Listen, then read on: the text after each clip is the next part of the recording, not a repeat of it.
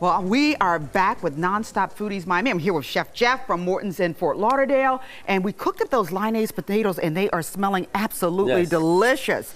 I love them when they're a little bit crispy. Yes, that's Is that the way you like them? Yes. Okay. The reason they're brown is because the sugars are coming out and caramelizing, so you get a nice sweet flavor for them. Well, they smell delicious. Let's talk a little bit about the main deal why people come to Morton's is for the big, juicy, delicious steaks. Yes. Go through some of the characteristics of the steaks because, you know, the steaks at Morton's are pretty special. Yes. The steaks we use in Morton's are USDA grade prime steaks. They're Midwestern and they're aged for 3 weeks at least. Aged for 3 weeks? Aged for 3 weeks. And what does that aging do? The aging kind of tenderizes it and it gives it a nice, a slightly different flavor. Okay. A little nutty flavor. What is, I guess, the leanest piece of beef you have at the restaurant? The leanest piece of beef is the filet mignon. The filet mignon. Okay, now if I'm looking for big flavor. You're looking for big flavor, you got the New York, or my personal favorite, the bone-in ribeye and the ribeye. These are essentially the same steak.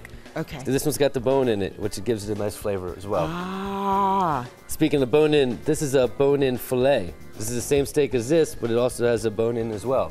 Delicious. And that gives it a nice flavor. This is the newest addition to our menu. Okay. I'm always amazed at the thickness of your steaks. I mean, when you bring that presentation out to the table, because you all bring out all of your meat, it's just, it's mind-blowing. It's hard to make a decision because the steaks are so overwhelming. Yes, it's a very, we go big, you know. We go big. Because I don't know, we like them big. Okay, all right. In addition with those great steaks, one of the wonderful things you have is great sides. So in addition to Lyonnaise potatoes, what would you recommend with, say, the steak that you prepared here? We have mushrooms. We have roasted button mushrooms. They're cooked with some salt, pepper, shallots, butter, and au jus. And we also have grilled asparagus. These are jumbo asparagus. You can't find these at the grocery store. No, you never see them like that. Yes, we get them specially ordered for us. We can have this grilled. You can have them grilled with balsamic vinegar or steamed like that. Okay, and now we have a juicy, delicious steak here. Yes. Tell me about how you went about preparing that. Oh, the bone and ribeye, like what we do with their meat, we like to pull them out before we cook them, to get them at room temperature because it lets the meat kind of relax and not be so cold when you cook it. So when you char the outside, the inside's not going to be ice cold. You're going to have a nice warm red center and not fully cooked. Okay. So you get the temperature. And for example, if I couldn't make it to your restaurant, which I wouldn't cook my own steak, I'd rather have you cook it because I know how well you cook them. You've got recipes in your books and you can buy the books at your restaurant, correct? Yes, you can. We got 2 books. We got the Steak Bible and we also have the Morton's Cookbook. Everything you get at Morton's is pretty much in the recipes books. It's pretty much the same recipe. We cook them at a larger scale than you would in the recipe book, but essentially the same items. Alrighty, and so the steak is looking really good and really juicy. Yes. What temperature, from a chef standpoint, would you say is the best way to have the steak? And I know everybody likes it at a different temperature, but to really get the flavor of the meat. Medium rare. Medium rare. Why is it that I just happen to like my steak medium rare, Chef? I'm going to taste right now because this looks absolutely delicious.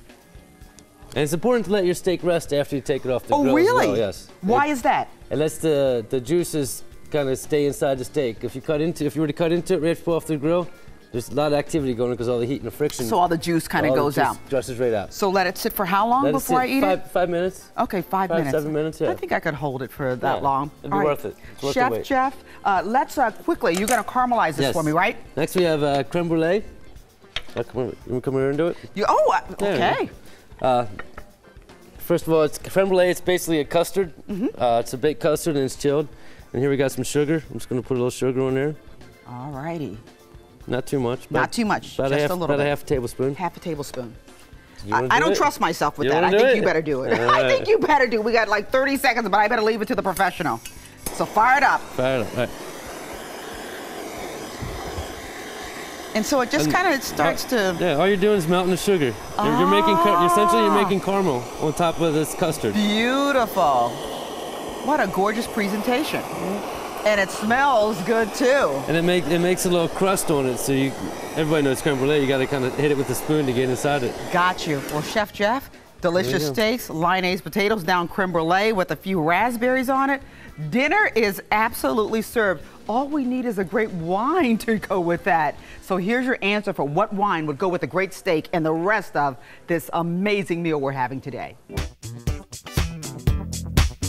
Hi, I'm Stu the Wine Guru, wine expert here on Foodies Nonstop. So now that Trina told you about that great steak that she had, what's a good wine to pair with it? Well, if it's grilled or it's broiled, there are 3 wine varietals that come to mind.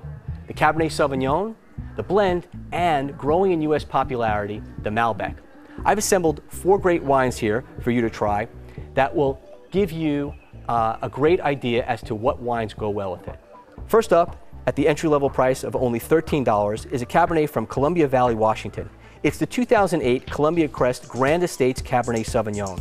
Now, Washington State has been producing fantastic value-priced wines for many years, and this wine is no exception. This is a medium-bodied Cabernet with aromas of vanilla bean and dark cherries. On the palate, you'll taste dark chocolate and spice. This will be a great wine for the novice to try as a first Cabernet Sauvignon. Next up, from the Columbia Crest Wine Company, is a medium-priced Cabernet blend at around $25. It's the 2007 Walter Clore Private Reserve. Now, when I say blend, a blended wine is a wine composed with more than one varietal grape in it. In this case, we have 3, Cabernet, Merlot, and Cab Franc. This wine has a great deal of character. The aromas on this wine are of coconut, boysenberry, and blackberry. Your palate will sense cocoa, cherries, and cedar. Now we've come to a high-end wine that is full-bodied. This wine is $75 retail, but worth every penny. Honig's Vintage 2006 Cabernet Sauvignon. Now, Honig is a Napa Valley treasure. The wines they produce are award-winning. This Cabernet is as smooth and silky as it gets. Aromas from this wine will be plum and vanilla bean. Your palate should pick up blackberry and spice.